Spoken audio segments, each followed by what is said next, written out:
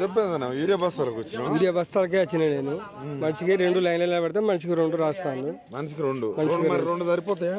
సరిపోవు, ఎక్కడ సరిపోతే సరిపోవు. ఇక మరి ఎట్లా మరి మళ్ళీ ఇచ్చినప్పుడు మళ్ళీ వచ్చి మళ్ళీ తీసుకోవాలి గట్టిన వచ్చినప్పుడు. అంతే.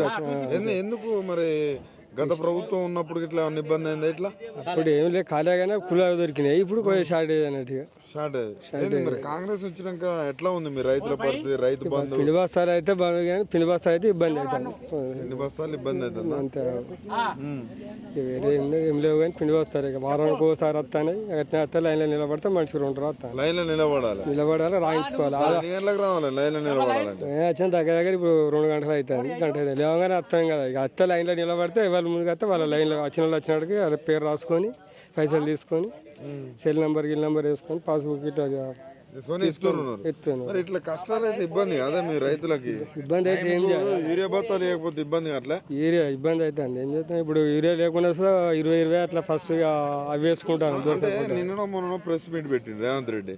లైన్ లో నిలబడి మొత్తం అబద్ధం అంటుండే కదా. ఆయన నిలబడి అవుపడతాను కదా. వాస్తవంగా మంది జనాలు నిలబడతానే ఉంటే అవుపడతానే ఉండే. మీరు నిజంగానే నిలబడుతురా? నిలబడడం రాయించుకొని వచ్చిన వీడికి. ఎట్లా ఉంది పరిపాలన? 18 నెలల పరిపాలన. ఇక పరిపాలన అంటే ఏమున్నది సార్, ఇక గట్టినే ఉన్నది.